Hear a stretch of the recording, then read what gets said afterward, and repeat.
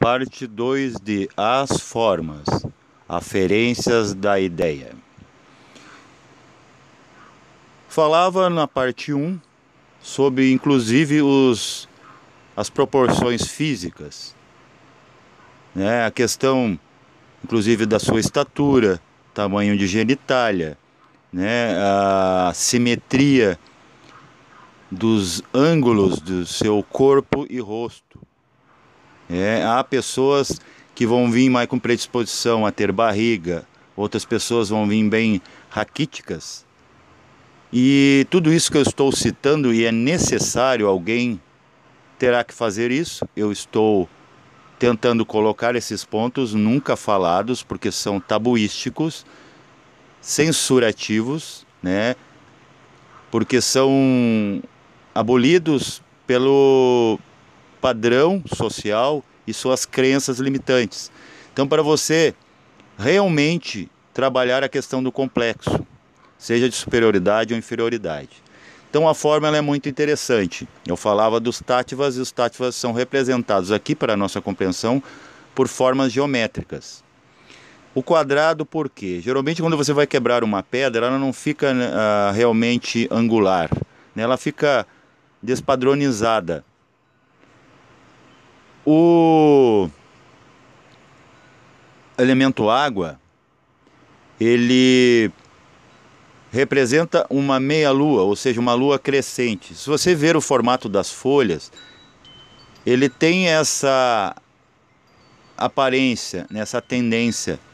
E o vegetal está muito ligado à água e à lua. Porque a lua, na verdade, é etérica, gente. Ela não é astral. Astral é o sol, que é um ísis astral. E depois nós vemos o Tejas, né? O espírito do fogo, cujo fogo é o seu corpo. Você olha para uma chama, a chama ela é sempre triangular. Não exatamente, mas ela tende a ser triangular, perdão, né?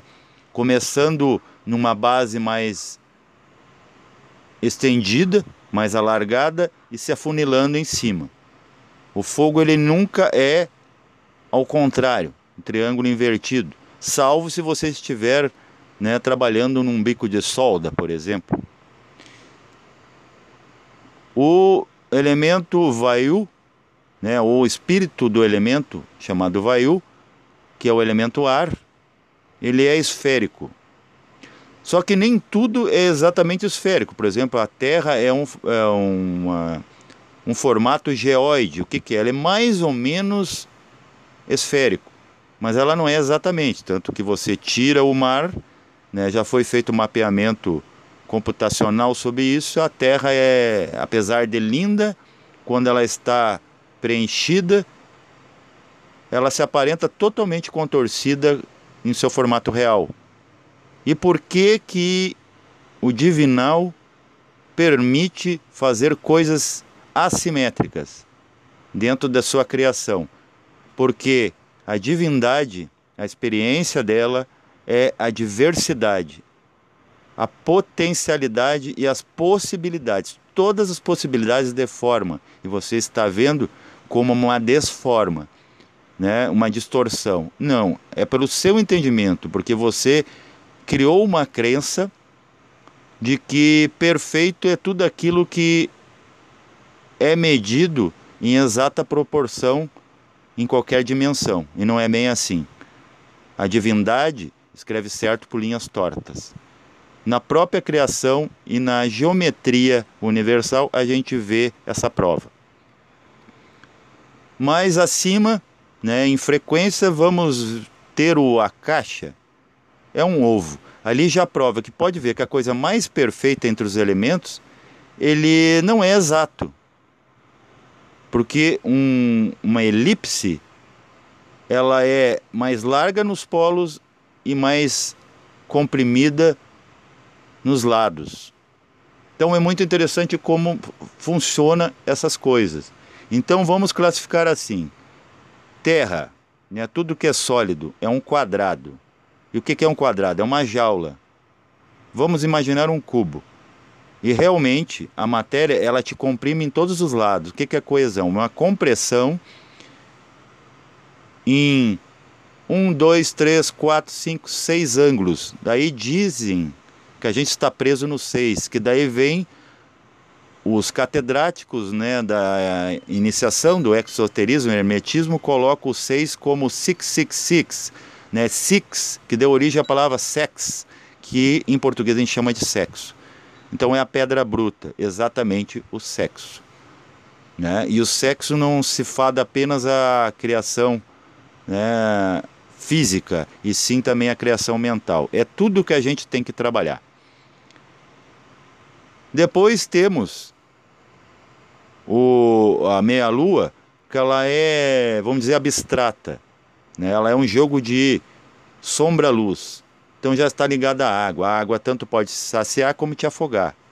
E ligado aos vegetais, as folhas, os galhos, as inervações, né? Os nades do nosso veículo etérico, que pode ser visto do astral para cá, e dificilmente nós vamos ver ele em nós enquanto físico, porque uma parede não se vê a si própria se ela não se exterioriza, é como o manifestado, imanifestado. Teve que se manifestar para se ver de lá para cá, para ver o que eu sou, né? Isso era um anseio da própria divindade, se reconhecer. E fez nós para isso. Então nós se vemos lá e nós não somos departados dele. Nós temos que ver que somos eles aqui, né? Mas não somos, sejamos endeusados onde somos apenas expressão da divindade, tá? Não confundam essência com personalidade. Isso aí sempre vamos fazer fincapé sobre isso. Subindo mais um pouco, pegamos o Tejas, né? É um triângulo.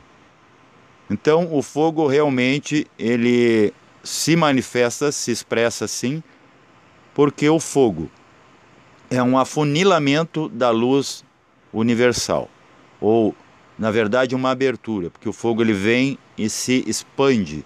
Ele sempre na base ele é mais expansivo, como o Sol, né? Vem lá do Sol a micro-onda, ele chega aqui, ele expande e vai contagiando, vai abrindo atomicamente tudo o que já tem calor em si. Então o fogo de cima ativa o fogo de baixo, como os éteres, né? O éter de cima e tem o éter de baixo. Nós temos um corpo causal e um corpo etérico, ambos são éteres, só que com, vamos dizer, graus de frequência de onda diferenciados, estão vibrando em frequências diferentes, para poder dar a manutenção. A divindade achou necessário, esse corpo muito físico, ele tem que ter algo de etérico, algo de espiritual, já que existe um espiritual que não tinha corpo, que é o causal, que também é etérico. Então subimos mais, vemos o círculo perfeito de Vayu. Por quê? Porque Vayu ele arroga, ele pega, ele penetra. Então o círculo é uma forma perfeita de tu exercer a força centrífuga e centrípeda, ok? Centrífuga é para o centro e centrípeda é para as margens, para a periferia. E só é possível no círculo, porque o círculo ele é equidistante, o seu eixo, das margens. Então, para que for fazer uma mistura, tanto é que foi em Vayu, quando o mental concreto foi, né, que ele moldou o metal.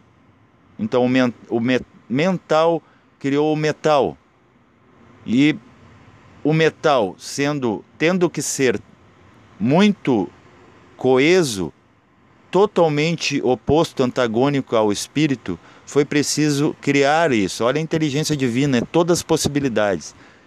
E depois ela criou a luz, né, a visão, porque o mental concreto está ligado à audição.